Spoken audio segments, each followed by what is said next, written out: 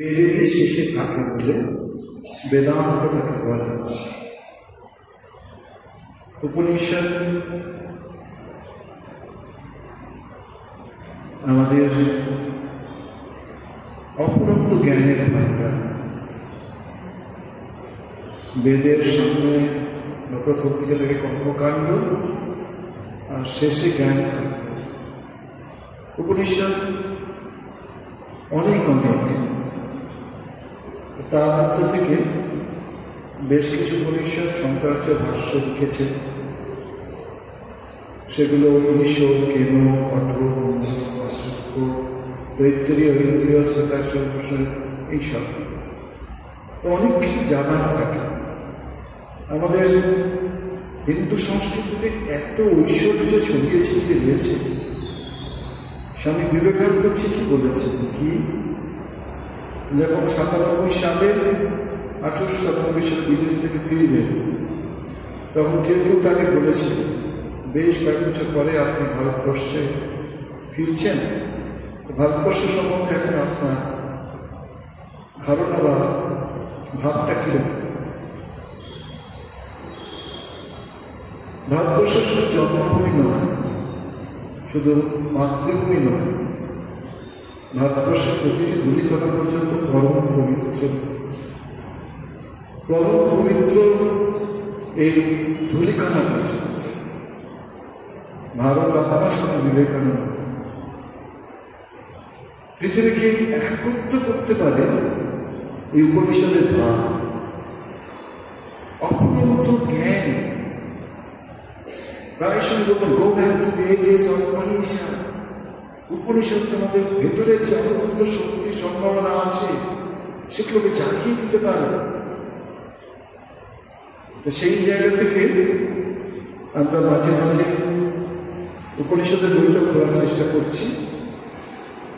এমনিতে ঠাকুর, মা, স্বামীজির বই পাঠ হয়, এর সাথে গীতা, উপনিষদ, ভাগবত এগুলো জোড়ার চেষ্টা করছি আমরা।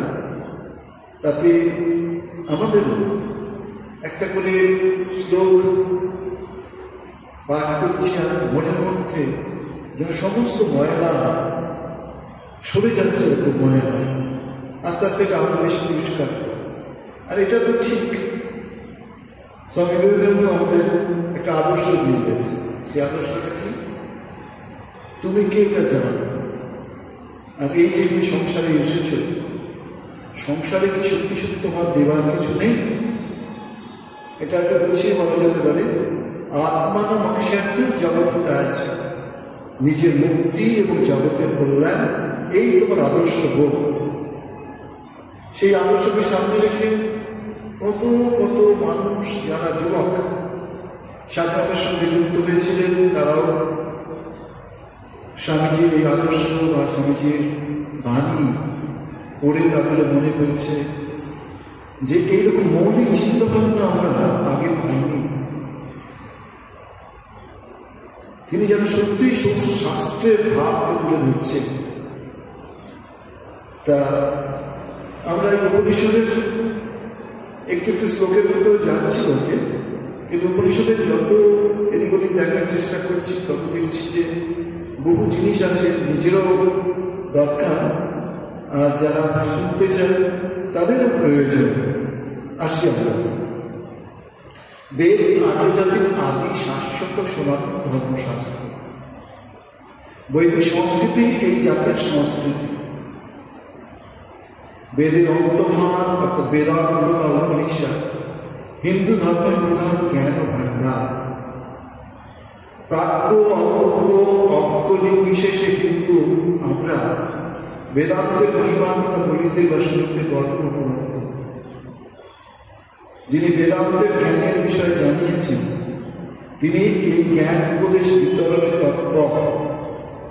যিনি বেদান্ত পড়িয়াছেন কিন্তু সে বিষয়ে বিজ্ঞ নয়, তিনি এই বলিয়া আনন্দ অনুভব করেন যে তিনি বেদান্ত পড়িয়াছেন। শ্রীরামকৃষ্ণদেব অসুস্থ, একেবারে শেষের দিনগুলো এসে দিয়েছে। স্বামী বিবেকানন্দ তখন নরেন্দ্র, তিনি দেখছেন ঠাকুরের শরীর শীর্ণ হয়ে গিয়েছে, ঠাকুর কিছু খাদ্য গ্রহণ করতে পারছেন না, গলায় দুটো হয়ে গেছে, ক্যান্সার রোগে ভুগছে। মনে মনে ভাবছে, সত্যি কি তিনি অবতার, সত্যি কি তিনি ভগবান?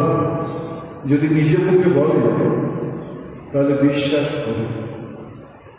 ভগবান শুধু দয়াময় নয়, ভগবান শুধু সর্বজ্ঞ নয়, ভগবান শুধুমাত্র অন্তর্যামী নয়,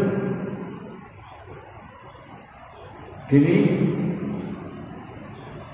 তার মনের কথা বুঝতে পেরে বলছেন, বলি যে রাম, যে কৃষ্ণ, সেই ইদানিং রামকৃষ্ণরে, তবে তো বেদান্তের দিক থেকে নয়।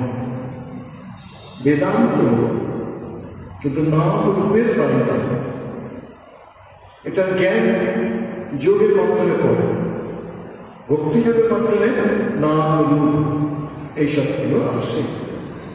তারপরে বলছেন, যিনি বেদান্ত বিষয়ে অজ্ঞ, তিনিও এই বেদান্ত যে হিন্দু ধর্মের আদি জ্ঞান ভাণ্ডার, তা অপরের নিকট প্রকাশ করিয়া আত্মপ্রসাদ লাভ করিয়া থাকেন। পাশ্চাত্য যে প্রসিদ্ধ দার্শনিক শোপেনহাওয়ার, উনি একটি অদ্ভুত কথা বলেছেন। প্রথমে ইংরেজিতে বলবো, তারপর তো বাংলাটা দেখছি লেখা আছে। In the whole world, there is no study so beneficial and so elevating as that of the Upanishads. It has been the solace of my life. It will be the solace of my death. এর বাংলাটা এরকম, মানব জীবনের কল্যাণকর ও আধ্যাত্মিক উন্নতি বিধায়ক গ্রন্থ উপনিষদের মতো জগতে দ্বিতীয় কিছুই নাই। উপনিষদ আমার জীবনে আনিয়াছে তৃপ্তি, মরণে আনিবে শান্তি। পাশ্চাত্যের বহু দার্শনিক যারা আমাদের এইসব বই প্রথম দিকে অতটা ভালোবেসে গ্রহণ করেননি, নিন্দা করতেন হিন্দু ধর্মে, কিন্তু যখন তারা এইসব বই পড়তে শুরু করেন তখন তারা অদ্ভুত অদ্ভুত কথাও সব লিখে যান। ম্যাক্স মুলার এরকম, স্বামীজি এই আমাদের উপনিষদ পড়েছেন, ভাষ্য লিখেছেন, তিনিও খুব মুগ্ধ হয়েছেন। স্বামী বিবেকানন্দ ওনার সঙ্গে দেখাও করে এসেছিলেন।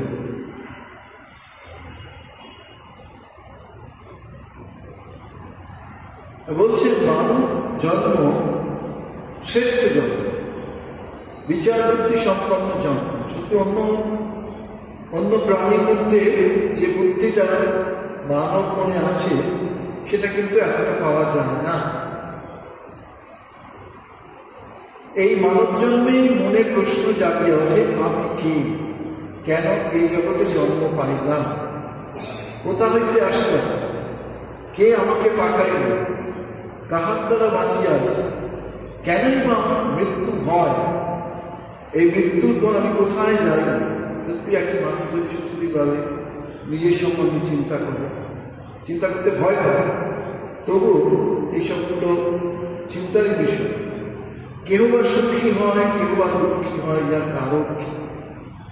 একজন সত্যি জীবনে কত রকম সুখের মাধ্যমে জীবন কাটায়, আবার কারো জীবনে যেন অনন্ত দুঃখের যেন শেষ নাই, যে ইহার কারণ কেন আমি ত্রিতাপ জ্বালায় জ্বলিতেছি। ত্রিতাপ জ্বালা মানে আদি ভৌতিক, আদি দৈবিক, আধ্যাত্মিক। আদি ভৌতিক হচ্ছে ভূত থেকে যেটা হয়,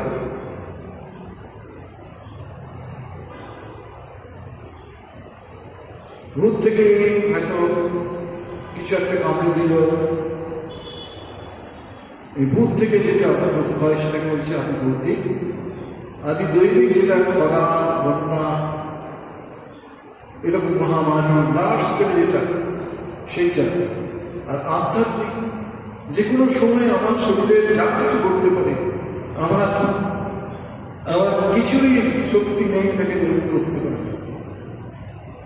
হার্ট অ্যাটাক যতদূর মনে হচ্ছে, কালামুড়ি আসা থেকেই তার হার্ট অ্যাটাক করেছে, তিনি চেয়ার থেকে পড়ে যান। এরকম কার যে কখন কি হয় আমরা বলতে পারি না। এগুলো সব কিন্তু শক্তি ভগবানের হাতে থাকে। ভগবান ইচ্ছা করলে এটাকে কমাতে পারে, বাড়াতে পারে। মানুষের হাতে কিছুতে নেই। কিসে এই ভোগ হইতে অব্যাহতি পাইব? তীর্থন জ্বালার হেতু ও পরিত্রাণের উপায় জানিবার জন্য আত্মীয় ব্যক্তি এ বিষয়ে প্রাপ্য পুরুষের নিকট অনুসন্ধান করেন। এই ব্যক্তি তাদের উপদেশ সকলে ক্রমশ শাস্ত্র জ্ঞান লাভের দিকে আকৃষ্ট হন। শাসনং শাস্ত্রম ইদম গুরু ইদম মম কার্ষি, ইহা করিবে ইহা করিবে না, এই কৃত্যাকৃত্যের নির্দেশের নাম হচ্ছে শাস্ত্র। গীতা বলিয়াছেন তস্মাৎ শাস্ত্রম প্রমাণন্তে কার্য কার্য ব্যবস্থিত, ইহা করিবে ইহা করিবে না। কেবলমাত্র ইহাই নহে, কেন করিবে কেন করিবে না, কৃত্য অকরণের এবং অকৃত্য কারণের যে কি প্রতিকূল ফল, এই কর্মফল হইতে কিভাবে অব্যাহতি পাওয়া যায় সে বিষয়েও শাস্ত্র নির্দেশ দিয়েছে। আমাদের কত কি রয়েছে ভারতীয় সংস্কৃতিতে। বেদ আছে, উপনিষদ আছে, গীতা আছে, রামায়ণ, মহাভারত, পুরাণ, কত পুরাণ। ধীরে ধীরে মানুষকে তার প্রকৃত স্বরূপ জানাবার জন্যই এই সব। ওর মধ্যে বেদান্ত দর্শন রয়েছে, ব্রহ্মসূত্র, তারপর হচ্ছে কৃত্যক্ষেত্র বিবেক এবং ত্যায্য বিষয় ত্যাগ এবং উপাদেয় বিষয় গ্রহণ হইতেছে সুস্থ জীবনযাত্রার পরিচয়। এই জ্ঞানলোকের অনুসরণ করতে করতে ক্রমশ মন এই জ্ঞানের যে মূল উৎস সেই সর্বশ্রেষ্ঠ বস্তুর দিকে ধাবিত হয়। সেই শ্রেষ্ঠ সর্ববৃহৎ বস্তু হইতে ব্রহ্ম বা পরমাত্মা। এই ব্রহ্ম বস্তু একান্ত ইন্দ্রিয়াত্মক। এই বাক্য মনের ইন্দ্রিয়ের অতীত হচ্ছে ভগবান। সেই জন্য স্বামীজি তার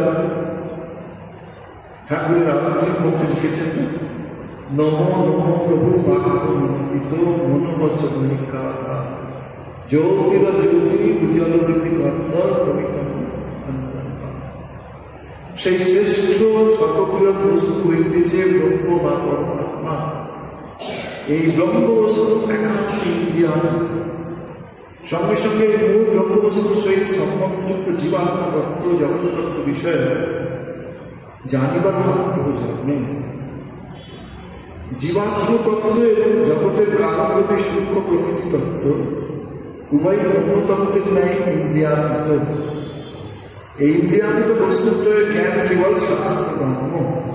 শাস্ত্রকে পথ বুঝিয়ে দেয়, জানিয়ে দেয়। এই তত্ত্বত্রয় বিষয়ে এবং ইহাদের কার্য করণাদির বিভিন্ন সম্বন্ধ বিষয়ে শাস্ত্রবাক্য প্রমাণ। বেদ শাস্ত্রের আদি প্রমাণ। এই বেদ অপুরুষে কোন পুরুষ করিত নহে, পরম পুরুষ কর্তৃক প্রকটিত। এই একমাত্র জায়গা আমাদের উপনিষদ। কে এইটাকে প্রণয়ন করেছেন আমরা জানি না। তারা জানতেন ব্যক্তি নয়, তার উপলব্ধিটারই মূল্য মানুষ দেবে। সেইভাবে এইসব উপনিষদের ঋষিরা পরম ধ্যান করে করে এইসব জিনিস পেয়েছে।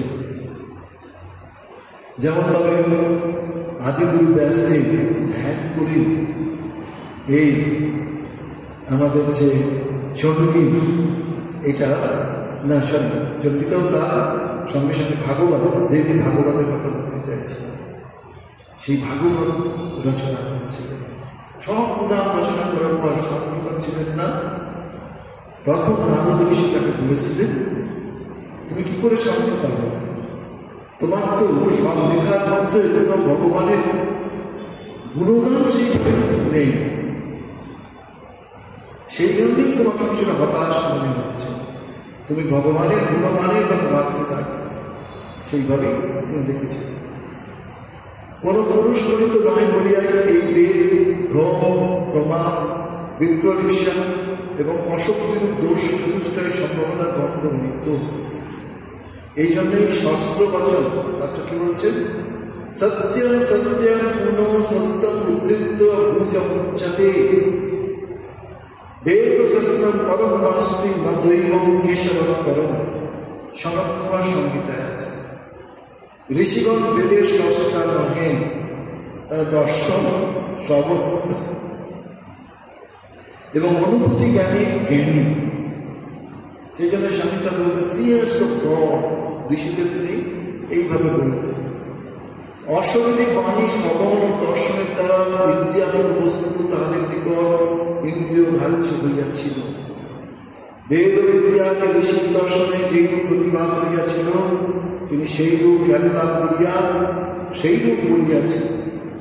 সমস্ত ঋষি বচনগুলি মিলিত করিলে একটি মোটামুটি পূর্ণ রূপ হয়। এইভাবে সমন্বিত জ্ঞানে শঙ্করের পন্থাকে সর্বশাখা প্রত্যয় ন্যায় বলা হয়। বাদারানী ব্যাসদেব তার ব্রহ্মসূত্র গ্রন্থে সেই রূপটি প্রকাশিত করিতে চেষ্টা করিয়াছেন। এই ব্রহ্মসূত্রের অপর নাম বেদান্ত দর্শন। ব্রহ্মসূত্র, ব্রহ্মমীমাংসা ও বেদান্ত দর্শন পর্যায়বাচক শব্দ। মানে অদ্ভুত। জীবনে কিছুটা সময় জয়রামবাটিতে আমি ছিলাম। অনেক ভক্ত জয়রামবাটিতে আসতেন, তারা গোলবাগে বেশ কিছুদিন থাকতেন, তারপরে জয়রামবাটিকে হঠাৎ দর্শন করতেন। একবার আমি দেখলাম কিছু বিদেশি এলেন, কথা প্রসঙ্গে শুনলাম তারা গোলবাগে শাস্ত্র চর্চা করে। পণ্ডিত মশাই ওখানে আছে, এই মুহূর্তে নামটা মনে করতে পারছিল, নামটা তিনি আমাদের ট্রেনিং সেন্টারে পড়াতেন। তাদের কাছে বসে ওরা এইসব শাস্ত্র পড়তে, এইসব শাস্ত্রের মর্মার্থ একবার যদি জানতে পারে তার অন্য কিছু ভালো লাগবে না। যেমন পায়েসের পরে শুক্তো আমরা একটু অন্য কথায় বলি, সেরকম এই আদি রহস্য যেবার পেয়ে যায় তাহলে সার জীবন পরম আনন্দের মধ্যে কাটবে। যেমন আমাদের কিছু কিছু ভক্ত থাকে, তাদের এই রামকৃষ্ণ মঠ মিশন এমন ভালোবাসার জায়গায় চলে গেছে, তারা কোথাও গেলে খোঁজ করেন রামকৃষ্ণ মিশনে কোনো শাখা আছে। যদি সেই শাখার কথা শুনে একটু দূর হলেও একটু কষ্ট হলেও তারা যান, এটা হয়তো সবভাবেই থাকতে পারে, যে যেভাবে। তো আমি এটার কথাই বলতে চাইছি, যেটুকু আমার জানা হয়, তারা সেখানে পরম শান্তি পায়, আনন্দ পায়, তৃপ্তি পায়। বেদরূপ আদি প্রমাণের উপকরণ হিসেবে যথাকালে স্মৃতি, রামায়ণ, মহাভারত, পুরাণাদি শাস্ত্র আমাদের নিকট প্রদত্ত হইয়াছে। ইহারা হইতেছে অল্পাংশের বেদের বিস্তৃত ব্যাখ্যারূপী উপবৃহৎ শাস্ত্র। আদৌ বেদ প্রমাণ তদুপূর্বতে স্মৃতিহাস পুরাণ। শ্রী পরাশর ভট্ট ইতিহাস পুরাণাভ্যম বেদম সমুপবৃহৎ ব্রহ্ময়ৎ বিভ্রতদল্প শ্রুত বেদ মা অয়ম প্রভবিষ্যতি। বা সপ্তশ্রুতি মহাভারতে কি বলছে? অল্প ব্যক্তি আমার পদার্থ বলবে, এই ভাবিয়া বেদ ভয় পাইয়া থাকে। ইতিহাস অর্থাৎ রামায়ণ মহাভারত এবং পুরাণের দ্বারা বেদের অর্থ সুস্পষ্ট করিয়া বলতে পারে। নতুবা বেদের যথাযথ তাৎপর্য নির্ণয় নিশ্চয় করা অতীব দুঃসহ। এইসব দিব্য গ্রন্থ প্রণেতা সকলেই জানেন। ভগবত কৃপালব্ধ যোগ মহর্ষি, যোগসিদ্ধ মহর্ষি দ্বারা মনু, বাল্মীকি, ব্যাস, পরাশরী, যারা সকলেই ছিলেন বিভিন্ন তত্ত্বের যথাযথ অর্থ দর্শনে সমর্থ আত্মতম পুরুষ। এই জন্যই অল্পবর্তী নরনারী আমাদের পক্ষে স্মৃতি, ইতিহাস, পুরাণাদি উপবৃহৎ শাস্ত্রের অবশ্য প্রয়োজনীয়তা। মানব জন্ম সংসার বিমুক্তির উপযোগী জন্ম। এই মানুষই পারে নিজেকে মুক্ত করতে, আর কেউ পারে না। লক্ষ লক্ষ জন্মের পরে কিন্তু মানুষের জন্ম হয়। কোথাও কোথাও পড়া হয় যে 84 লক্ষ জন্মের পর একজন মানুষ জন্মগ্রহণ করে। আর মনুষ্য জন্মগ্রহণ করার কত কত পরে যে ভগবানের দিকে মন হয়, ঈশ্বরের দিকে মন যায়, তা আমরা বলতে পারব না। ভগবত কৃপায় সেই জন্ম আমরা লাভ করিয়াছি বলিয়া আমাদের সুলভ হইয়াছে, কিন্তু এই জন্ম সুদুর্লভ, শুধু দুর্লভ না, সুদুর্লভ। এই মানবত্ব হইতেছে ভগবানে যাইবার একটি দৃঢ় নৌকা। এই নৌকায় কর্মদান হয়েছে শ্রী গুরুদেব। গুরু ছাড়া ভগবত পথে এগোনো সম্ভব নয়, কারণ গুরুর ওই পথ জানা আছে। গুরু ওই পথে আমাকে এগিয়ে দেওয়ার চেষ্টা করবেন, যথার্থ পথের সন্ধান। তুমি এই পথে এসো, তুমি এই পথে এসো। শ্রীরামকৃষ্ণের গুরু ভগবান এই নৌকাখানি পারে লইবার জন্য অনুকূল বায়ু স্বরূপ। ভগবানে যাইবার উপযোগী এই প্রকার মানব জন্ম পাইয়া যে ব্যক্তি আদর্শ জীবনযাত্রা দ্বারা প্রদানকুল চেষ্টা করে না, সে আত্মঘাত নিজ গুরুদেবের নিকট হইতে তার উপদেশ শ্রবণ, তার দিব্য জীবনের অনুষ্ঠান দর্শন, এই সকল বিষয়ের মনন এবং তার নির্দেশ পালন, এগুলি হইতেছে আদর্শ জীবনযাত্রার প্রধান অবলম্বন। গুরু বলে দেবে কেমন ভাবে তপস্যা করতে হবে, কেমন ভাবে সাধন করতে হবে, কিভাবে তুমি এগোবে। মোক্ষলাভ বিষয়ে ভগবানের সমনিষ্ঠিত বাণী, বেদাদি শাস্ত্রের অধ্যয়ন, শ্রবণ, মনন, নির্দেশ হইতেছে মুমুক্ষু মানবের সংসার মুক্তি হইবার পক্ষে অনুকূল বায়ু। শাস্ত্র কি বলছেন যে শ্রবণ, মনন, নির্দেশন এইভাবে এগোতে হবে মুমুক্ষু মানবের সাগর উত্তীর্ণ হইবার পক্ষে অনুকূল বায়ু। এই সংসার বিমুক্তি এবং ব্রহ্ম প্রাপ্তি বা ভগবত প্রাপ্তির জন্য প্রধানত তিনটি পন্থা আমাদের নিকট প্রদত্ত হইয়াছে। এই তিনটির নাম প্রস্থান ত্রয়। উপনিষদকে বলা হয় শ্রুতি প্রস্থান, শ্রীমদ্ ভগবত গীতাকে বলা হয় স্মৃতি প্রস্থান, ব্রহ্মসূত্রকে বলা হয় ন্যায় প্রস্থান। এই তিনটি প্রস্থানে যদি প্রধান আলোচ্য বিষয় হচ্ছে ব্রহ্মবস্তু বা ভগবান, পরমাত্মা বা ঈশ্বর, তথাপি সম্বন্ধযুক্ত বলিয়া আনুষঙ্গিকভাবে ইহাদের জীবতত্ত্ব এবং জগৎতত্ত্ব কথিত হইয়াছে। অর্থাৎ ব্রহ্ম, জীব, জগৎ এই তত্ত্বত্রয় উপনিষদের আলোচ্য বস্তু। উপনিষদগত এই সকল তত্ত্ব বিষয়ের ভাবনাই হইতেছে উপনিষদ ভাবনা। উপনিষদ বলিতে বেদের একটি অঙ্গ বুঝাইয়া থাকে। এই উপনিষদ বিষয়ে একটি মোটামুটি ধারণা করতে হইলে ইয়ার অঙ্গি বেদের বিষয়ে একটি সংক্ষিপ্ত ধারণা থাকা প্রয়োজন। বেদ সম্পর্কে বিশাল শাস্ত্রগত তিন ভাগে বিভক্ত: মন্ত্র, ব্রাহ্মণ, সূত্র। এই তিনটি ভাগকে এই শাস্ত্রের মূল বেদ বা শ্রুতির মর্যাদা দেওয়া হয়। মন্ত্র ব্রাহ্মণ বেদ নাম ধেয়ম। উপনিষদের অমৃত একটু আমাদের নিতে ইচ্ছা হচ্ছে, তা আমরা সম্পূর্ণভাবে এখনো কোনো উপনিষদ ধরিনি, কিন্তু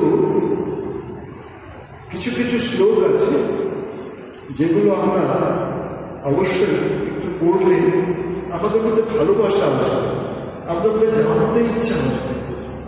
সেই জায়গা থেকেই আমি একটু উপনিষদের শ্লোক এবং তার অর্থ আপনাদের জানব।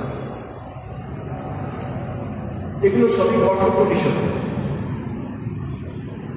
শ্রেয়শ্চ মনুষ্য মেতৎস্থ সম্পরিত বিবিনন্তি ধীরা শ্রেয় ধীর অভিপ্রেয়স্তি ভৃমিতে প্রেয় মন্থা যোগক্ষেমে। ইহ মানে এই শরীরে চেত মানে যদি আবেদিক মানে জানিয়া থাকে, অত তা হইলে সত্য মানে পরমার্থ, অস্থি মানে লাভ হইয়াছে। ইহ মানে এই জন্মে চেত মানে যদি ন অবদেত না জানিয়া থাকে, মহতি মানে অত্যন্ত, বিনষ্টি মানে বিনাশ, ধীরা মানে বিবেকীরা, ভূতেষু বিবেশু স্থাবর জগৎ সকলের মধ্যে বিচিত্র মানে ব্রহ্ম সাক্ষাৎকার পূর্বক আসমান এই লোক সংসার ব্যক্তি অর্থাৎ নিবৃত্ত হইয়া অমৃতা ব্রহ্মস্বর ভবন্তী হইয়া থাকে। এর অর্থটা হচ্ছে শ্রেয় ও প্রিয় এই দুটি মনুষ্যের সকাশে উপস্থিত হয়। ধীমা বিবেকী ব্যক্তি সম্মুখ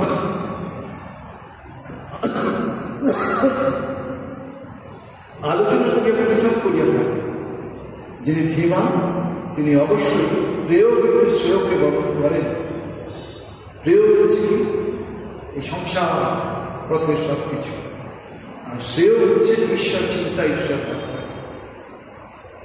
একটাকে অভ্যুদয় বলে আর একটাকে নিঃশ্রেয়স বলে। যিনি ধীমান তিনি অবশ্যই প্রেয় হইতে শ্রেয়কে বরণ করেন। সে পার্থিব ভোগ থেকে অপার্থিব ভোগের দিকে তার বেশি মনোযোগ চায়। যিনি অল্প মধ্যে তিনি শরীরাদি পুষ্টি ও তার রক্ষার জন্য প্রেয়কে গ্রহণ করেন। যিনি ধীমান তিনি অবশ্যই প্রেয় থেকে শ্রেয়কে গ্রহণ করছেন। আর প্রেয়কে কি সেটা একটা ছোট্ট শব্দের মধ্যে বলছেন, যিনি অল্প মধ্যে তিনি শরীরাদি পুষ্টি ও তার রক্ষার জন্য প্রেয়কে গ্রহণ করেন। খাওয়া দাওয়া পড়া থাকা এইসব নিয়ে এই ঈশ্বর আবার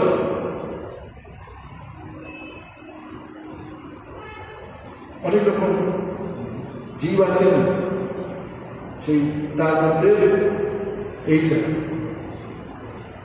মুমুক্ষুজীব, মুক্তজীব, বদ্ধজীব, নিত্যজীব। বদ্ধজীব যারা সংসারে এইসব থেকে উঠতেই পারে না, যারা ঈশ্বর চিন্তা করে ওদের মাথা মাথা খাতা হয়েছে, কোথায় খাবে যাবে ফুর্তি করবেন না, এগুলো হচ্ছে মোটামুটি বদ্ধজীব ঠাকুর বলছে। মুমুক্ষুজীব যারা ঈশ্বর চিন্তা করছে, আবার ভুলেও বসছে, আবার নোংরাতে বসছে, এইরকম আর কোনোটাই সঠিকভাবে তার ক্রিয়া হচ্ছে। আর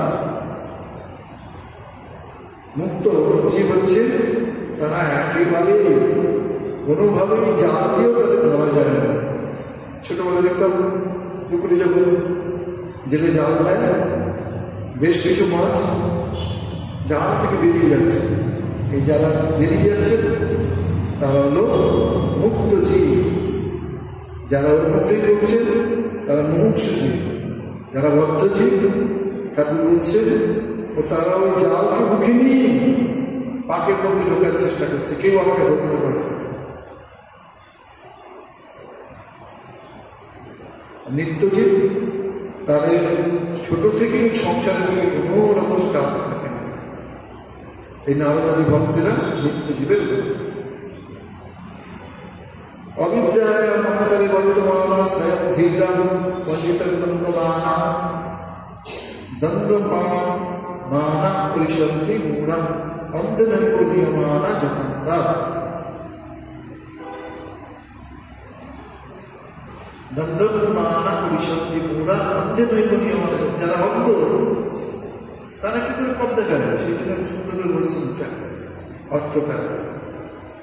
অবিবেকীগণ অজ্ঞানে আবিষ্কৃত আপনাদেরকে প্রজ্ঞাবান শাস্ত্র বিষয় বিবেচনা করত অন্ধের দ্বারা পরিচালিত অন্ধগণের ন্যায় গতি সহকারে বিষয়। যে অন্ধ সে কি করে পথ দেখাবে?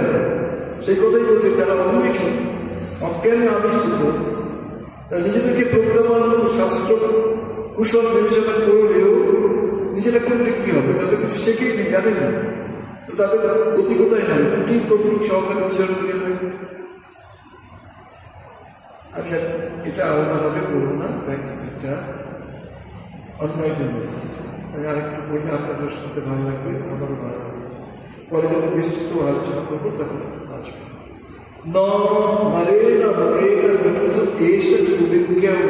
চিন্তামান অনন্য প্রকৃতি গতিরক্ত নাস্তা নিয়ম হি তর্ক অনুক্রমানা।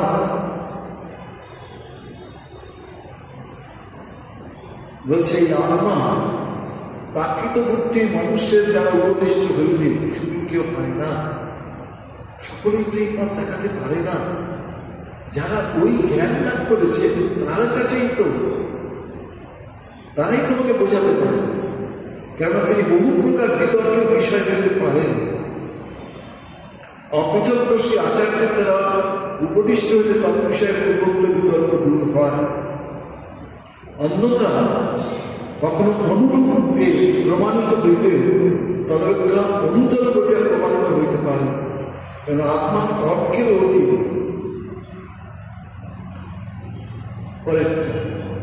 না জায়তে বিয়তে বা বিপশ্চিত নায়াম ভূতশ্চিত বা বহুমতশ্চিত অজনিত্য শাস্ত্রের পুরাণ না অন্যকে অন্যমানে সত্যি। জ্ঞানীর জন্ম নাই, মৃত্যুও নয়। এই আত্মা কোনো কারণে উৎপন্ন হয় না। শরীর পুরনো হলে সে শরীরকে ছেড়ে দিতে হয়। কর্মফল শেষ হলে মানুষকে এই পৃথিবী থেকে যেতে হয়। তার কার্যকাল অনুযায়ী আবার যদি জন্ম হয় তাকে আলাদা শরীর নিতে হয়। যে মৃত্যু নয়, এই আত্মা কোনো কারণে উৎপন্ন হয় নাই। আত্মা অজস্র আছে। আত্মাই থেকে উৎপন্ন হয় না। তিনি অজর, নিত্য, শাশ্বত, পুরাণ। শরীরের আঘাতে তিনি আহত হন না। ভাষাংশ জীর্ণানি যথা বিহায় আছেন ভবানী নৈনিক ছিন্দতি শাস্ত্রানি নন্দী পাল আছে। এইসব শ্লোক আছে, মানে সুন্দর সুন্দর গীতায়।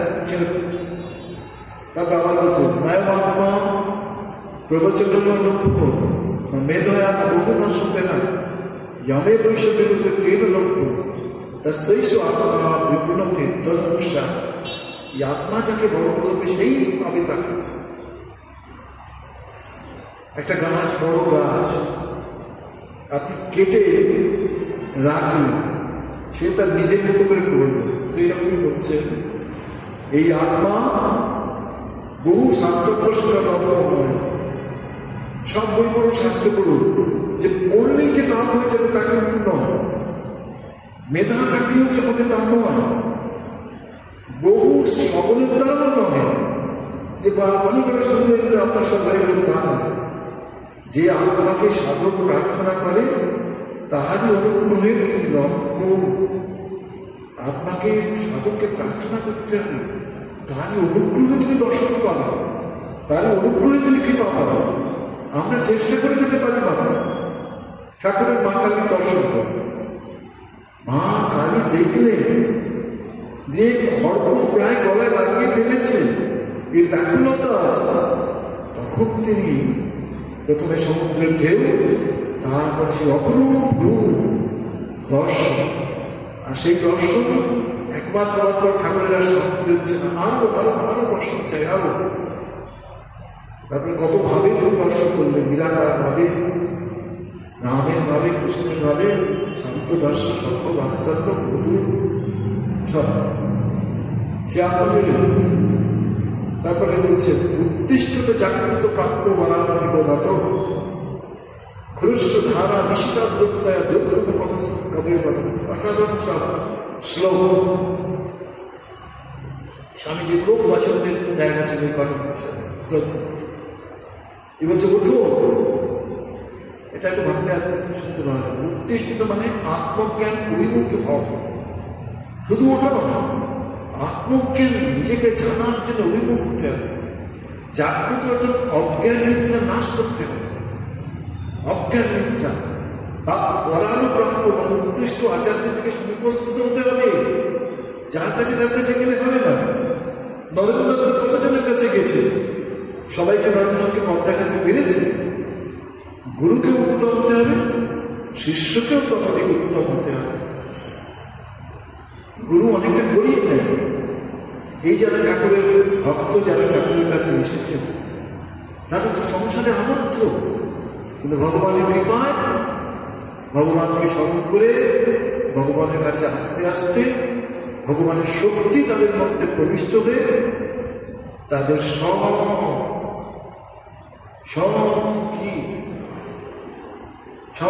অপূর্ণতা চলে গেছে, সব আবির চলে গেছে, সব অসুবিধা চলে গেছে। ঠাকুরের কৃপায় তারা শক্তি পেয়ে গেছিলেন। নিজের জীবনটাকে বুঝতে পেরে গেছিলেন, তারই আলোয় আলোকিত হয়ে গেছিল তাদের ভেতরে ঠাকুর কি আত্মজ্ঞান জাগিয়ে দিতে পেরেছে। পারে না। স্বামীজি বলছেন, ইচ্ছা মাত্র, স্পর্শ মাত্র, চিন্তা মাত্র, এরা যা খুশি তাই করতে। স্বামী তো কিছু মিছে কথা বলেন, আমাদের গীতায় বলেছেন তো, মুখম করতে বা আচরণ অন্তর লম্বায় দেখুন যৎকৃপাত আমার মন্দে পরমানন্দ মাধবম। আবার ঠাকুর তাও বলছেন, কি বলছেন, যে যা চিন্তা করে সে তার সত্তা পায়। ভগবানের সত্তা কি, ভগবানের বৈশিষ্ট্য কি? শ্রী, যশ, ঐশ্বর্য, জ্ঞান, শক্তি, বৈরাগ্য সব। বাবা সম্পত্তি সন্তান পাবে না তো কে পাবে? এই বলছে যে নিবোধত মানে অবগত হওয়া, কবয় মানে তত্ত্বদর্শন, বদন্তি মানে বলিয়া থাকেন, তৎ মানে সেই, পথ মানে তত্ত্ব মার্গ, খুরুষ্য মানে ঘুরে হারা মানে অগ্রভা, নিশিতা টেকনিকৃত হইলে, দুর্দয়া দুর্গম হয়, দুর্গম মানে দুর্গম। পরাঞ্চি খানি ব্যক্তিনা সর্ব তস্মাৎ পরম পশ্যতান্তরাত্মন প্রস্তুতির প্রত্যগাত্মন একশ আপৃত চক্ষু অমৃতত্ব ইচ্ছন।